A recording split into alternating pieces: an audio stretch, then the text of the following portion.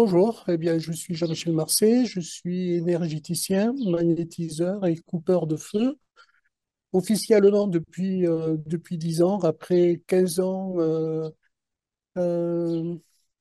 d'études, de stages, surtout sur le lien entre le mal dit et les émotions.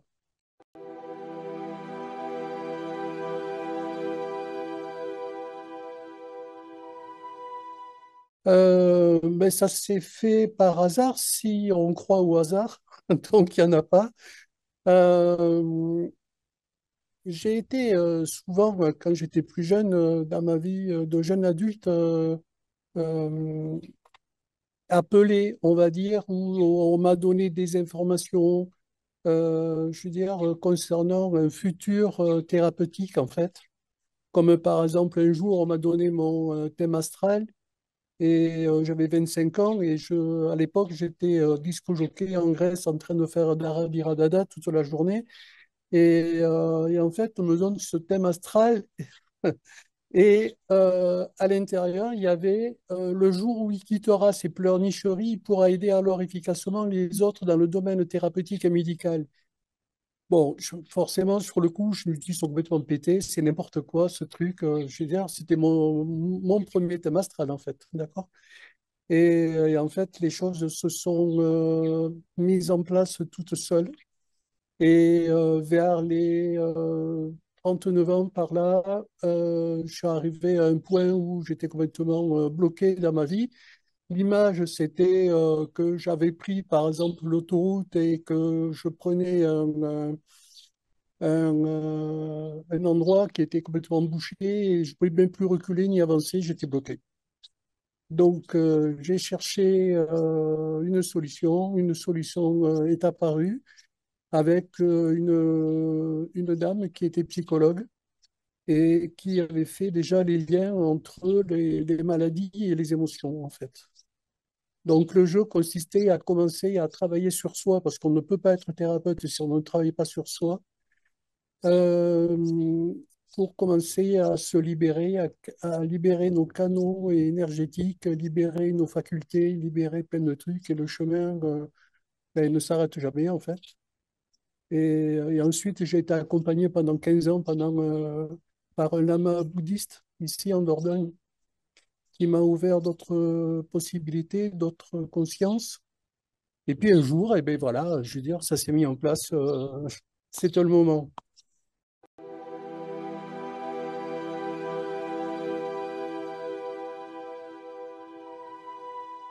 Et il y a un accès à une énergie qui est beaucoup plus importante, en fait, qu'au début.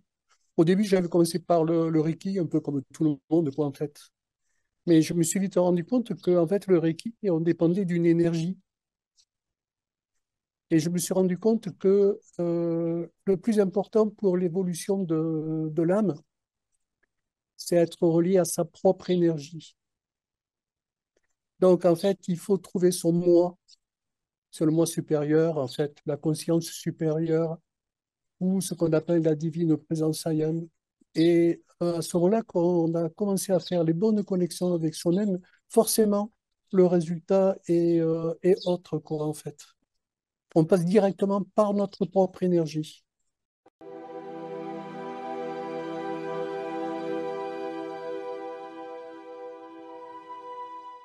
Ça se fait d'une façon où forcément j'écoute la souffrance de la personne qui va me demander de l'aide.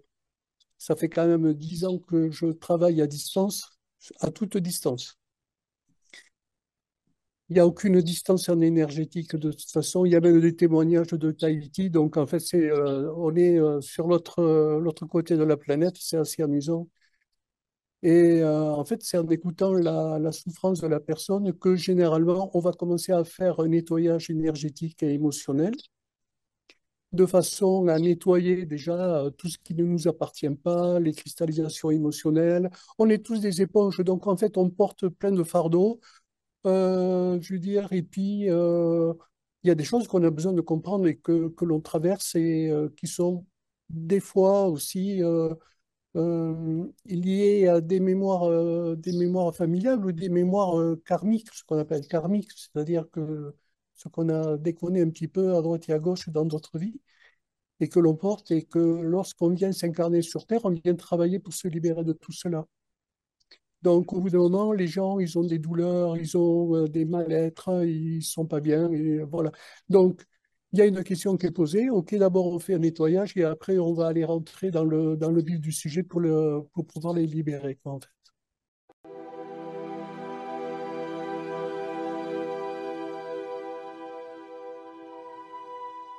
C'est pas de suite, hein, c'est après le nettoyage, justement. Le nettoyage permet justement d'y voir plus clair. Autrement, on va se retrouver en confusion avec plein d'informations qui n'ont pas lieu d'être, en fait. Donc, on s'y perd. Donc, en faisant un nettoyage, au bout de la première semaine, déjà, on sait qu'est-ce qu'il y a. Et au bout de du 15e jour, les gens, il y a une remontée émotionnelle qui se fait, si elle est nécessaire, sur un sujet sur lequel ils n'avaient jamais pensé et que c'était ça qui les plombait depuis un moment.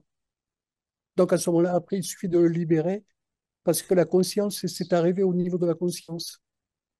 Donc, la personne qui demande le soin, qui demande de l'aide, ben à ce moment-là, tout est prêt. Donc, en fait, c'est moi qui vais enclencher la troisième, on va dire, pour, euh, pour libérer la personne de tout ça, quoi, en fait.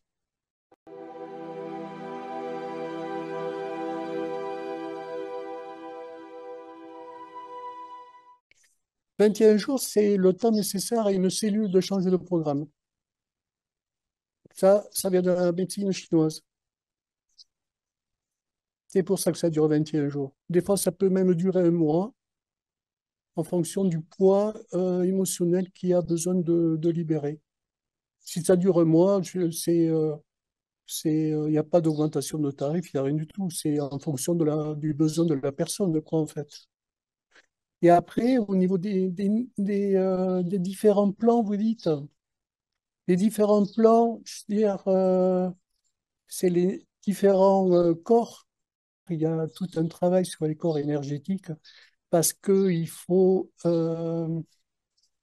réparer les failles, il faut réparer les trous, il faut les porter à leur plus haut potentiel et être bien centré à l'intérieur pour éviter les décalages. Il y a des gens qui vous disent, par exemple, ah, je me sens complètement à droite, ou je me sens justement devant moi ou derrière moi.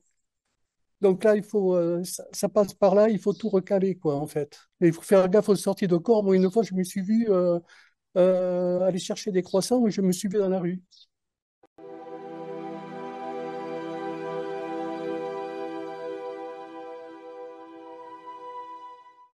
Ils m'appellent de suite et on en parle.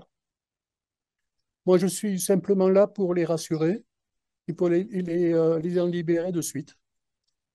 Ça fait partie du processus. Des fois, il peut y avoir une mais c'est pas dangereux, c'est pas néfaste, c'est rien du tout. C'est que d'un coup, ping, on pense à quelque chose. Et des fois, on n'est pas encore arrivé exactement à la prise de conscience que j'attends. Et des fois, c'est des petits morceaux qui se mettent en place et après, je les guide comme ça. Et au bout d'un moment, cling, et c'est bon, c'est réglé.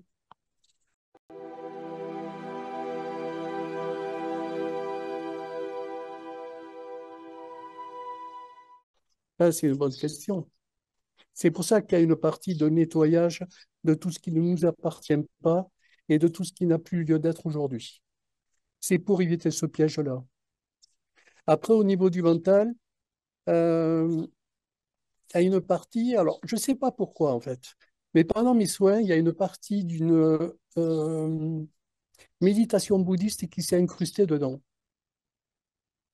Et je ferai justement des propositions de méditation et d'explication aussi par la suite sur cette chaîne pour expliquer comment on peut travailler et calmer le mental en fait. C'est vraiment une vieille méditation bouddhiste qu'on ne trouve pas sur Internet. C'est ça qui m'a épaté. Et alors, elle s'est incrustée dans mes soins et ça permet justement aux gens de foutre dehors le mental qui n'arrête pas de faire du blabla et qui essaye de vous embarquer dans des trucs impossibles, quoi, en fait. et ça vient nuire à vos émotions. Parce que en fait, quand il y a libération émotionnelle, le mental essaye de reprendre un peu le dessus et de vous embarquer dans du blabla, quoi, en fait. Donc, je leur donne une technique pour évacuer tout ça. Et comme ça reste cool, quoi.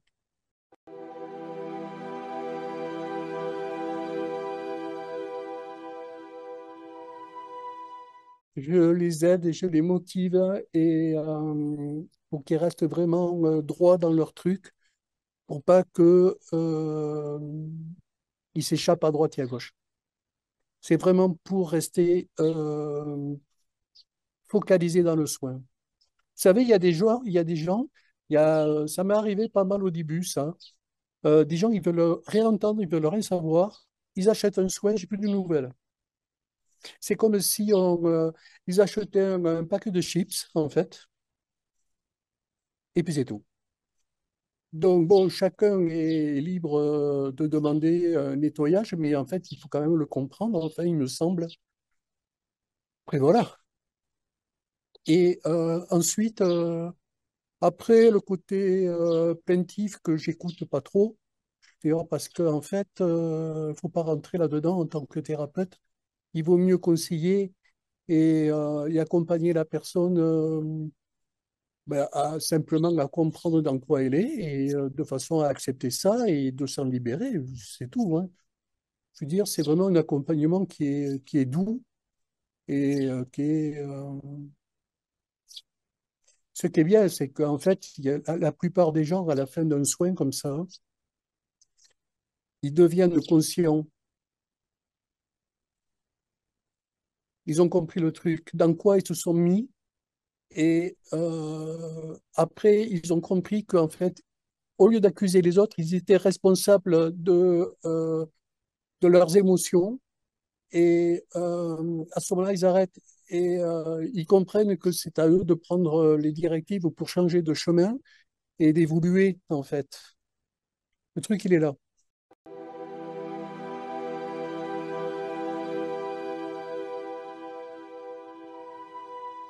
C'est un soin qui est permanent. C'est-à-dire que dès le début, on a fixé la trame du soin. Et donc, forcément, je demande aux gens de m'appeler une fois par semaine parce que j'ai besoin, moi, de savoir comment ils le vivent, qu'est-ce qui se passe et où c'est qu'ils en sont.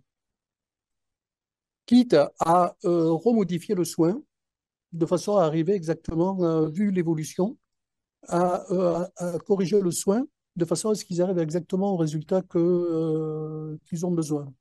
Tout le monde est différent. Donc, on fait le soin ensemble et après on l'ajuste, en fait. Mais c'est bien parce que les gens me téléphonent une fois par semaine que je vais prendre le temps de discuter avec eux et de les accompagner pour qu'on arrive vraiment au résultat. Tout le monde attend.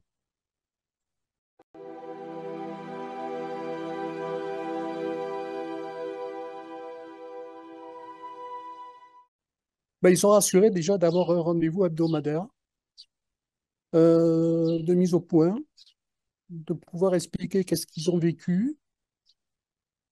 Euh, c'est, et en fait, par rapport à la responsabilisation, c'est de comprendre dans quoi ils sont. Et à ce moment-là, ils vont comprendre que c'est eux les responsables en fait de ce qui se passe. C'est pas uniquement l'extérieur, quoi. Ils comprennent que des fois, ils réagissent mal par rapport à telle chose ou c'est eux qui vont créer la guerre, par exemple, avec c'est ça, la responsabilisation, elle vient au fur et à mesure des restitutions hebdomadaires, on va dire.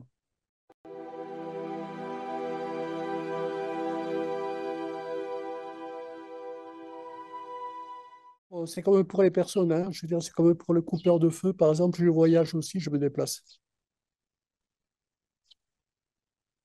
Euh, une maison, là, je travaille pas tout seul. Depuis un an, j'ai eu une initiation et je travaille avec mon guide euh, qui m'amène directement sur le lieu et je vais voir qu'est-ce qui se passe au niveau de ce lieu, quoi, en fait.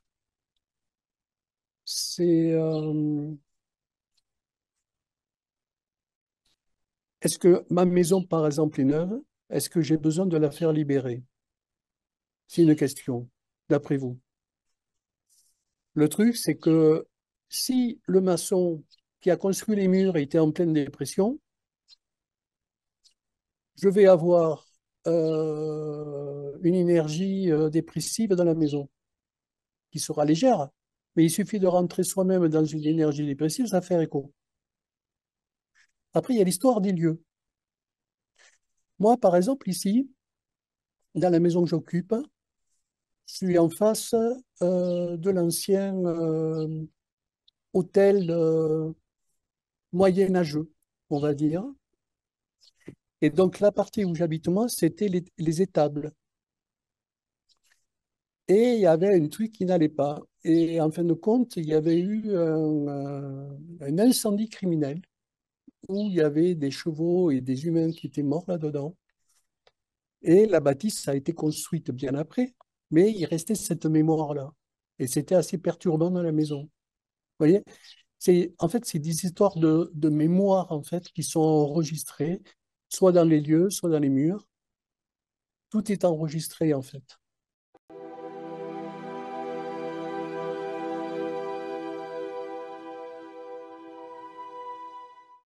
Du bruit. Le premier des trucs, c'est ça. C'est des âmes qui se baladent. Alors, ça peut être des âmes qui sont mortes dans le lieu et qui veulent pas partir du lieu et qui foutent, on va dire comme ça, hein, qui foutent le bordel général pour les gens qui y vivent. Et donc, ce qu'ils font, c'est qu'ils veulent que les gens partent du lieu, par exemple, parce qu'ils n'ont pas accepté d'être morts ou qu'ils n'ont pas compris qu'ils sont morts. Voilà. Donc après, voilà, après, il faut les accompagner, hein. Je veux dire, il faut. Eh oui.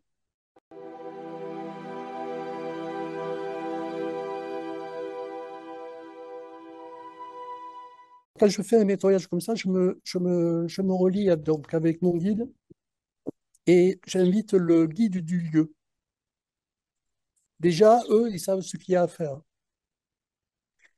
Et ensuite, j'ai tout un protocole pour vérifier sur jusqu'aux canaux énergétiques qui sont en dessous de la maison et tout ça pour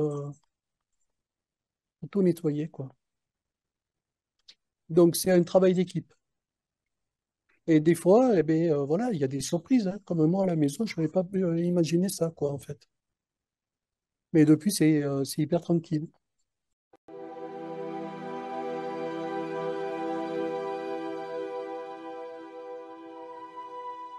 La maladie de Verneuil, je pense que j'étais le premier à dire, hop, ça vient de là. En fait, il y a eu des demandes au fil des années de gens qui étaient atteints de maladie de Verneuil et je ne comprenais pas. Je ne faisais pas le lien, je ne comprenais pas comment il fallait libérer les gens. Et bon, il a fallu que je me plante 4-5 fois, on va dire, hein, jusqu'au jour où je tombe sur quelque chose qui était vachement important, où je me rends compte qu'il y a une colère là-dessous. Je pars, par exemple, de ce que j'avais compris avec l'urticaire. L'urticaire, c'est un ras-le-bol général, mais vraiment d'une violence, j'en peux plus, j'en ai marre. Et pouf, il y a les boutons qui arrivent. Je me dis, est-ce que Verdun ne serait pas en lien avec ce genre de truc? Donc j'ai cherché, j'ai expérimenté. Après, oui, alors donc il y a une colère, mais les gens vous disent, mais non, mais moi, j'ai pas de colère. Mais voilà, il faut aller la chercher, il faut aider la personne à reconnaître ses émotions. Je veux dire, parce que tout le monde est parfait. Et personne n'a conscience de tout ça.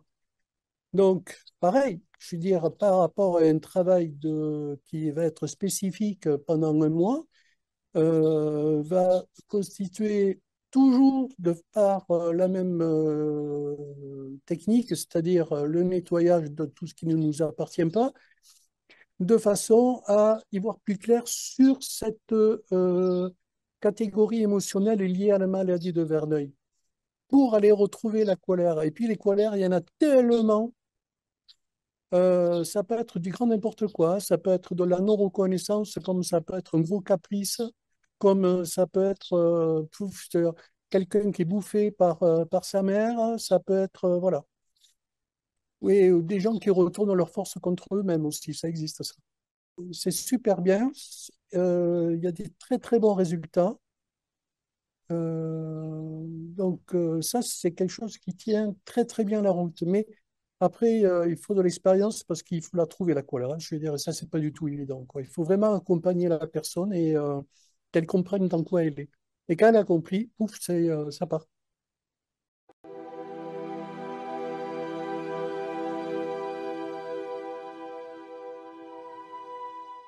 Les chiens, il faut faire gaffe parce que les chiens, ce sont des éponges, quoi. Et ils ne savent pas se libérer. A contrario, les chats, ce sont des éponges, mais généralement, ils arrivent à se libérer. Les chiens, pour vous protéger, ils vont se coucher sur un nœud énergétique de la maison, par exemple, qui est de l'ordre négatif, par exemple. Un nœud d'Hartmann, par exemple, des trucs comme ça. Où ils vont se mettre dans les zones où c'est pas bon pour l'humain, et lui, il va absorber tout ça. Comme il va absorber tous euh, les émotions de leur proprio. Moi, un jour, j'avais un copain qui était, euh, qui était véto et qui m'invite à venir voir un chien dans sa clinique. Et il me dit, dis-moi ce qu'il a, ce chien. Je me branche sur lui comme ça, et puis, je sais pas, moi, 2, 3 minutes après, je lui dis, bon, alors, je vais pas te parler du chien, mais je vais te parler de son proprio. Et son proprio, il est comme ça, comme ça, comme ça et comme ça. Et là, il me regarde et il me dit, tu fais ça comment? Il y avait sa secrétaire, elle avait la mâchoire qui était tombée. Elle était là. Je venais juste d'arriver dans la région, je connaissais personne en fait. Et tout ce qu'avait pris le chien correspondait en fait au caractère du propriétaire. Et les chats, il faut faire gaffe aussi. Des fois, il faut les aider à se libérer. Ils nous aiment tellement qu'en fait, ils nous protègent. Les chats, ils voient des présences, ils voient, je veux dire, c'est pas pareil, hein. Je veux dire, ils sont plus, c'est subtil, hein, les chats.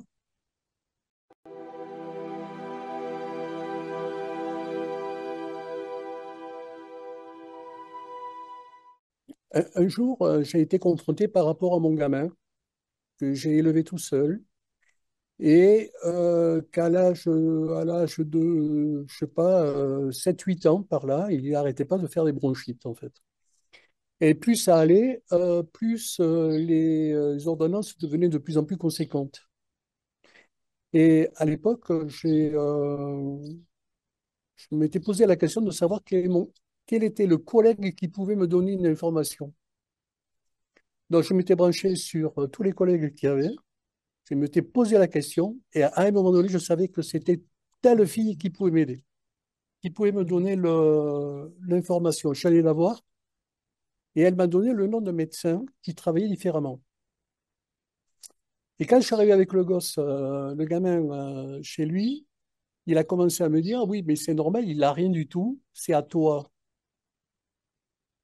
Et en fait, c'était en lien avec une séparation et le gamin portait ma tristesse. Et là, je me dis, putain, c'est génial.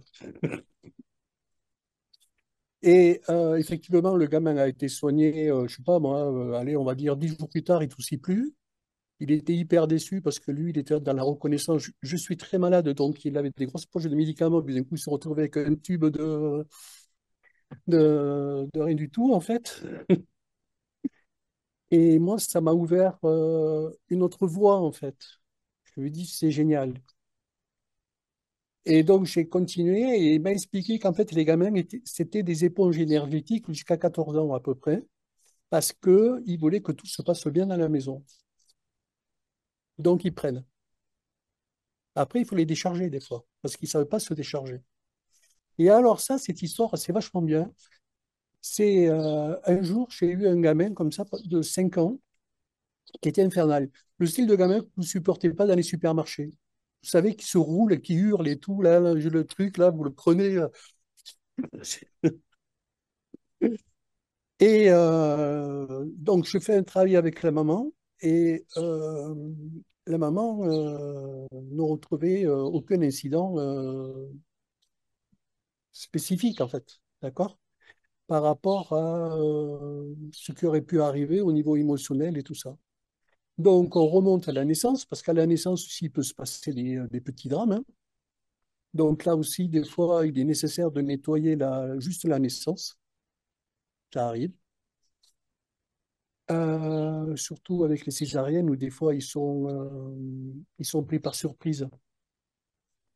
Ils sont pas OK de suite pour venir, en fait. Des fois, c'est violent, en fait, pour eux.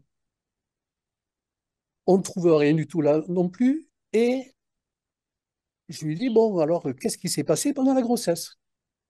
Et moi, je pensais en fait, le fœtus absorbait effectivement les émotions de la maman, mais je n'avais pas pensé à ce que j'allais découvrir, c'est-à-dire que, en fait, c'était le papa, pendant la grossesse, qui était en train de perdre sa maman.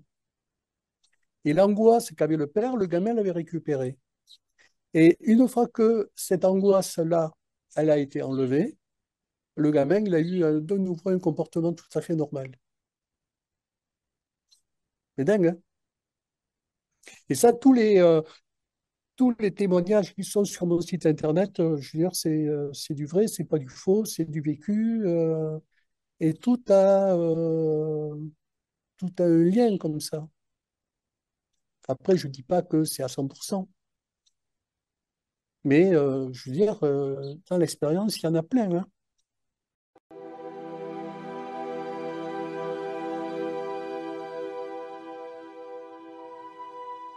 Je l'ai vécu en accompagnant un monsieur que je suivais depuis à peu près 3 4 mois par rapport à un cancer, où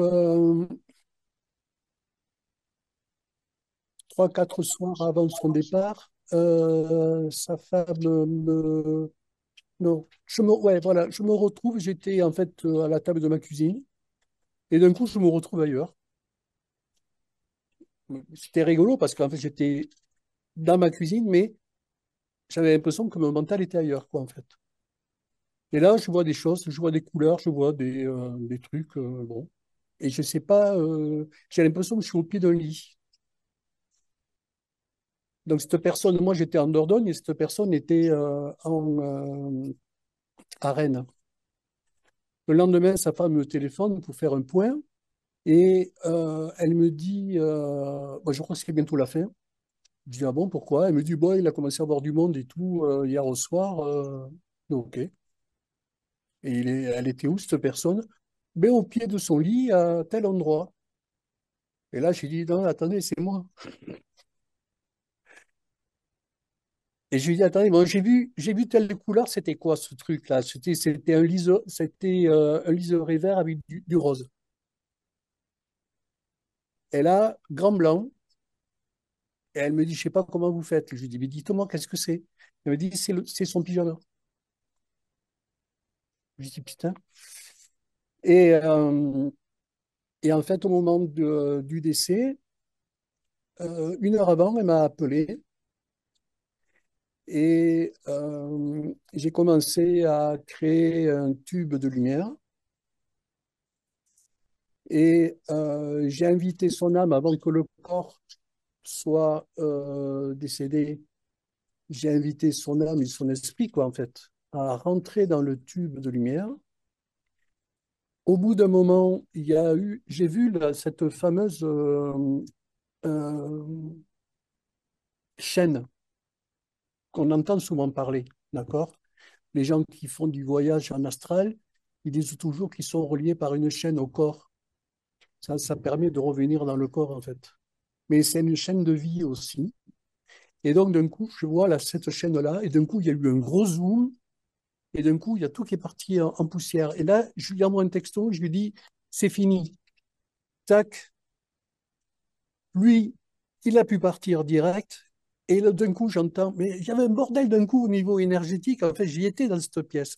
Et je dis, mais c'est quoi ce bazar? Elle me dit, mais c'est des infirmières, elles arrivent et toutes les machines sont en train de sonner.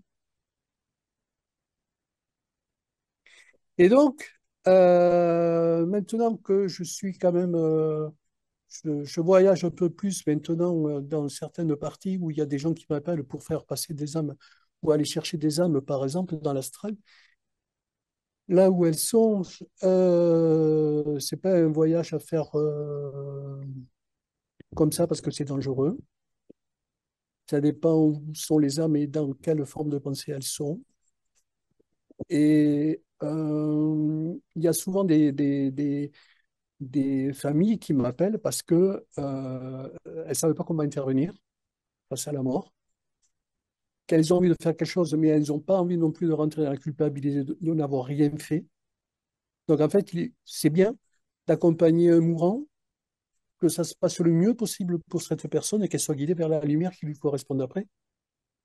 C'est pour ça que j'ai monté ce soin-là, parce qu'il y a de la demande et que les gens ne savent pas à qui il a demandé, en fait.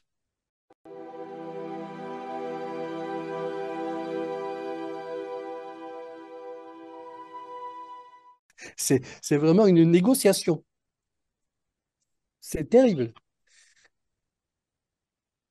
En fait, c'est quelqu'un qui a vécu un trauma, généralement, dans une autre vie. Et on va prendre l'exemple d'une dame à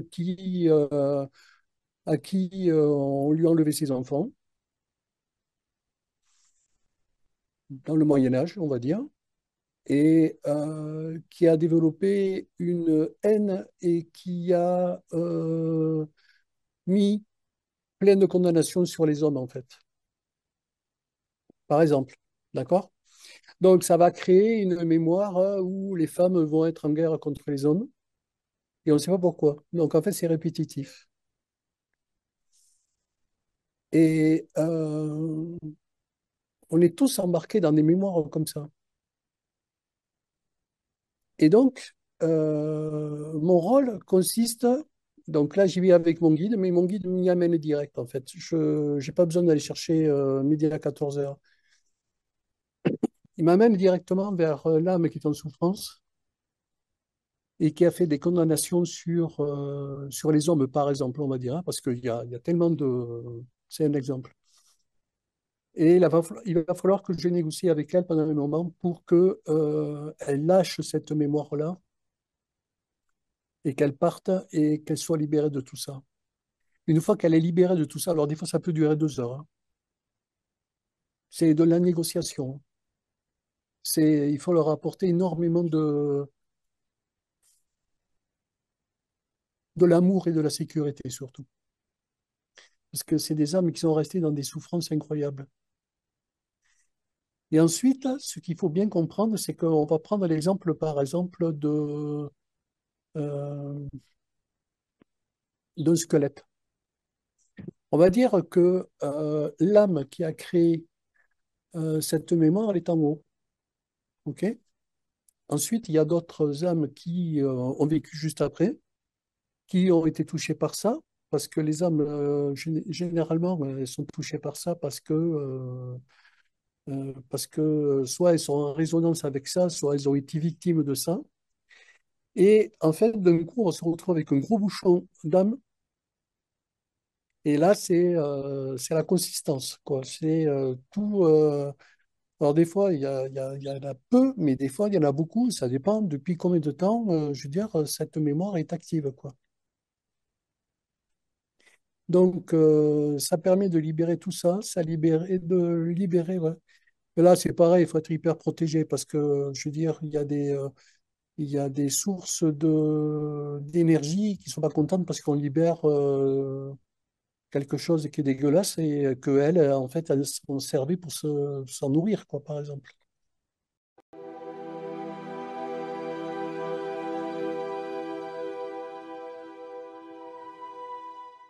Ça concerne les personnes qui sont vivantes. Parce qu'on a fait le côté décès, d'accord? Là, généralement, je dirais, il n'y a aucune opposition à être libéré de ça. Seulement, dans la famille présente, il y a des âmes qui sont venues vivre justement cette mémoire-là et qui ne veulent pas en être libérées. On n'a pas le droit d'y toucher. Alors, il y en a certaines qui veulent en être libérées et il y en a d'autres qui sont venues vivre exactement cette expérience-là dans cette famille pour vivre ça. Donc, voilà, alors là, on est face à quelque chose des fois qu'on ne peut pas, ben, on n'a pas le droit d'y toucher. Et puis, c'est rare, hein, mais ça existe, faut le savoir. Donc, on peut pas traficoter les énergies comme ça avec, sans l'autorisation des gens qui sont en vie, quoi, hein. On peut libérer ce qui a été fait par le passé, mais pas en fonction des gens qui sont en vie. On peut pas prendre des décisions à leur place. Et si le guide dit non, si son guide dit non, c'est même pas la peine.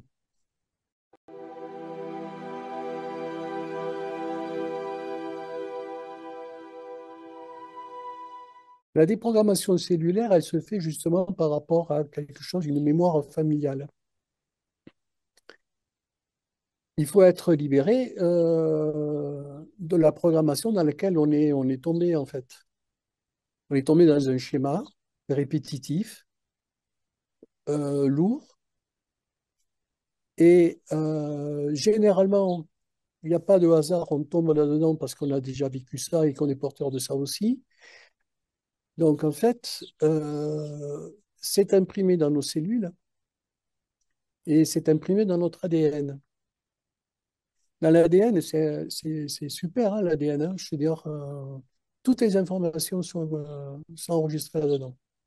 Toutes les expériences que vous avez pu avoir et tous les conflits que vous avez pu avoir et tout ça, c'est à l'intérieur. C'est imprimé dedans. Donc, en fait, une déprogrammation cellulaire, je veux dire, une fois que le travail de mémoire a été fait, ben, je veux dire, je n'ai pas grand-chose à dire là-dessus, dans la mesure où je demande à ce que ce soit fait et c'est fait. Après, au niveau de l'ADN, je le vois. Je sais aussi que c'est imprimé, donc là, il suffit de l'enlever. Mais en fait, de compte, les gens qui se posent des questions, comment ils ont fait pour me retrouver ou comment, vous voyez, des gens à qui on a, par exemple, des conflits de Mathusalem et tout ça, c'est en résonance avec l'ADN. Il n'y a pas de hasard. Ça va très loin, hein, cette histoire d'ADN. Mais après, quand je travaille avec mon guide, non, la déprogrammation, c'est pas moi qui l'a fait, c'est eux qui la font. Et c'est reprogrammé exactement comme ça aurait dû l'être depuis le départ, quoi, en fait.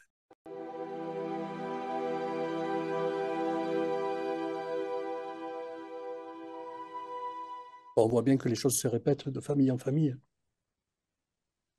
Dans la famille, on voit bien que, ah ben tiens, lui, on dirait tonton machin, alors qu'il n'a rien à voir avec tonton machin, hein.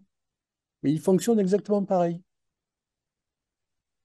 Et on se rend bien compte qu'il y a des mémoires comme ça. Je veux dire, au niveau de ces schémas répétitifs et qui génèrent généralement de la souffrance.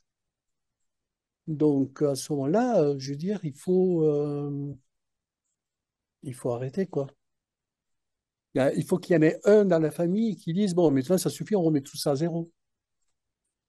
C'est comme ça que ça se passe, en fait. Après, il y a des familles qui ne sont pas là pour travailler sur eux, mais pour vivre l'expérience.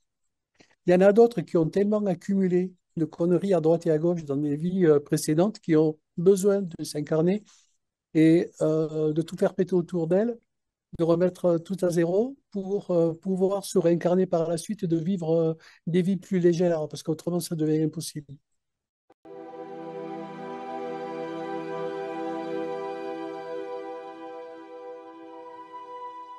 Mais je dirais, en fait, on n'est plus confronté aux mêmes choses, en fait. C'est terminé. On le voit parce que, je veux dire, si c'est des mémoires, par exemple, de haine, et qu'on a tiré par moments des relations de haine avec les autres, Quand on a nettoyé ça, on n'est plus porteur de cette information-là. Elle n'est plus dans notre vibration. On l'a enlevée, on l'a déprogrammée au niveau cellulaire et elle n'est plus dans l'ADN comme information. Donc, en fait, elle est plus vibratoire.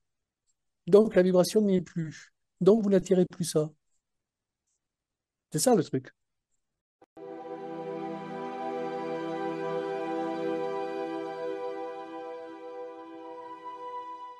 Souvent, les gens vous disent, ouais, mais vous avez un don, ceci, cela et tout. Non, non, le don, je veux dire, on peut avoir un don. Le don se développe et c'est en fonction du travail qu'on va mettre en place sur soi qui va se développer de plus en plus. Ça, faut être clair. Moi, quand j'étais petit, j'avais remarqué qu'en fait, je pouvais me mettre, je m'étais fait un bobo, je mettais mes mains sur le bobo automatiquement et je sentais que j'allais mieux après. Seulement, comme personne n'en parlait dans ma famille et ni les copains n'en parlaient, j'ai dit, pour moi, c'était normal et donc, j'en ai jamais parlé avec personne.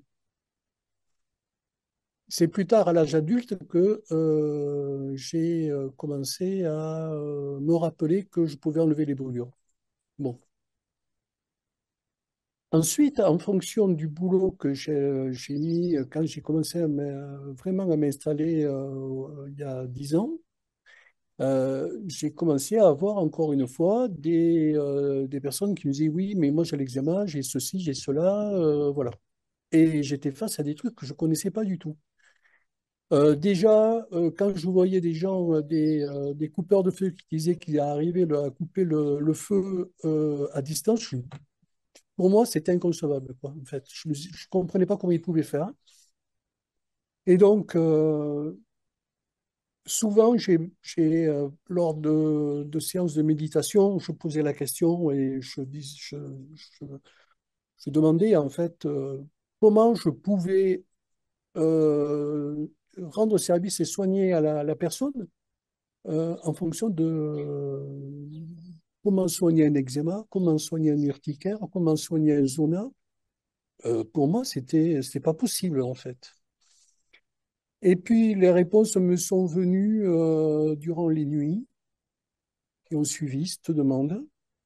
Et d'un coup, je me dis oui, mais si je mélange tel soin avec tel soin, est-ce que par exemple, je peux pas trouver le truc?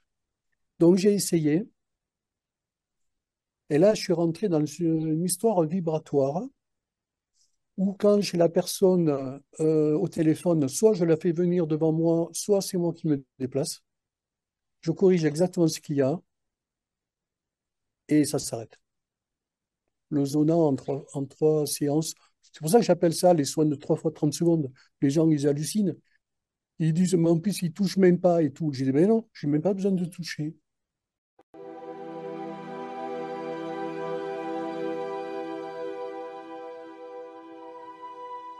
C'est un soin que je mets en place qui est préventif. Alors, c'est mieux de commencer les soins en même temps que la radiothérapie ou la chimio, c'est deux choses différentes.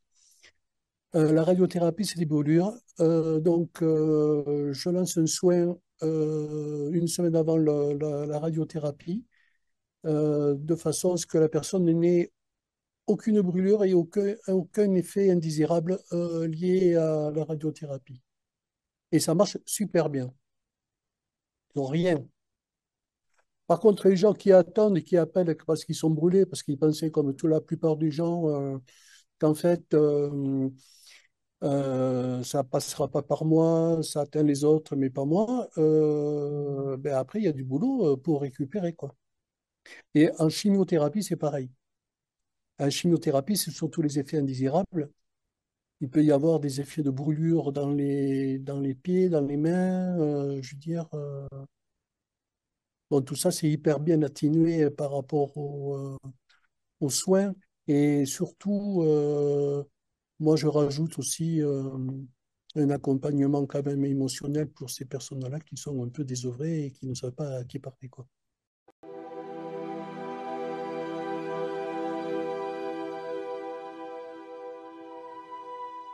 Moi, je me souviens, je veux dire, d'un jeune qui avait fait basculer euh, une friteuse d'un stand de foire sur son avant-bras et sa main. Et on me l'a amené immédiatement là où j'habitais. Et je suis persuadé d'avoir ce jour-là magnétisé en même temps que enlevé la brûlure, quoi. Ça, pour moi, c'est évident. Et une heure après, il n'avait plus rien du tout.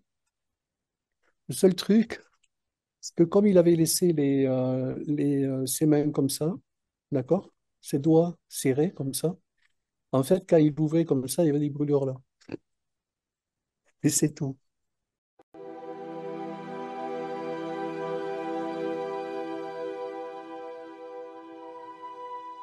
Alors, il y a mon site internet, je veux dire, qui est www.énergéticien, au singulier, trait d'union magnétiseur.com. Vous pouvez me retrouver. Ensuite, je travaille à toute distance, du lundi au vendredi, de 10 heures à midi, de 15 heures à 19 heures au téléphone. Et après, j'ai un local professionnel également à Fumel depuis quelques mois, depuis 3 mois à peu près, que j'ai ouvert parce que j'en avais marre de voir personne en fait depuis 10 ans. J'en avais marre d'être tout le temps à la maison et de répondre au téléphone. Donc là, j'ai ouvert un local pour voir du monde. Voilà. Donc là, c'est en train de se développer aussi, tout simplement.